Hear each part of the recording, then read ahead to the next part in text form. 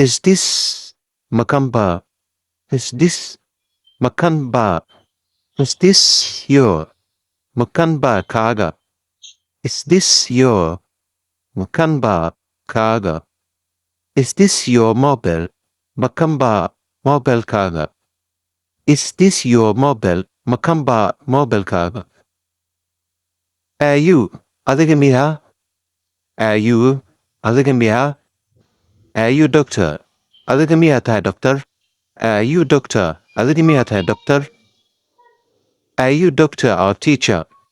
Adiga miya tahay doctor mise naalid? You doctor or teacher? Adiga miya tahay doctor mise naalid?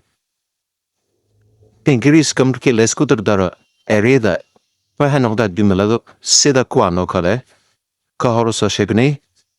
You adiga miya? taasoo ahayd markii aan ku darno doctor waxay noqonaysaa adiga miya tahay doctor? You doctor or teacher? marka or dhahda ka gelino laba erey aan dhahda ka gelino waxay noqonaysaa adiga miya tahay doctor mise naalid. Hawa marka ingiriiska qaabka loo sameeyo jumladahaas waynu sii xudoona jumlada aad si badan sharada la soco kuwii aan soo daawan hore soo daawo. Is he asiga miya? Is he asiga miya? waxaynu soo qaadanaynaa is he dan waxaynu kusii darinaa your friend. Is he waynu soo qaadanay your friend ayaan ku darnaa waxay noqonaysaa asiga miya saaxiibka u lahayd. Is he asiga miya your friend? asiga miya saaxiibka ayuu taagantaa marka. Is he your friend ayaa soo qaadanaynaa halaas. Is he your friend islati?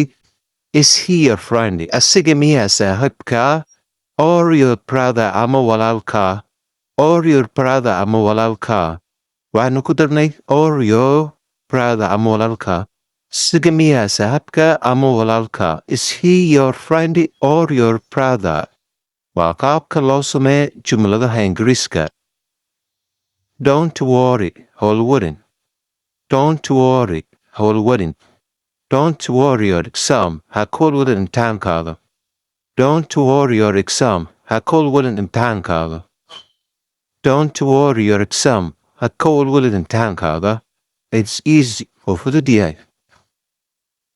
Don't worry howlwarin. Don't worry howlwarin. Don't worry your exam ha howlwarin imtixaankaaga. Don't worry your exam ha howlwarin imtixaankaaga. Don't worry your exam ha howlwarin imtixaankaaga. It is easy wuu fudud yahay. Don't worry your exam ha howlwarin imtixaankaaga. It is easy wuu fudud yahay.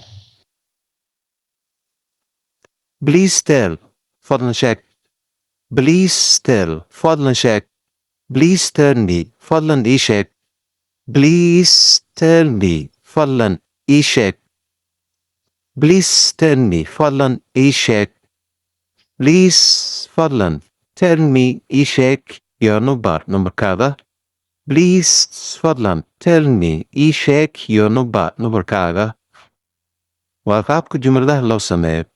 Please fadlan lagu daray tell waxay noqonaysaa fadlan sheeg.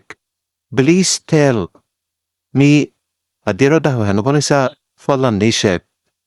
Please tell me fadlan ii sheeg oo lagu daray your numberkaada waxay noqonaysaa ii sheeg numberkaaga.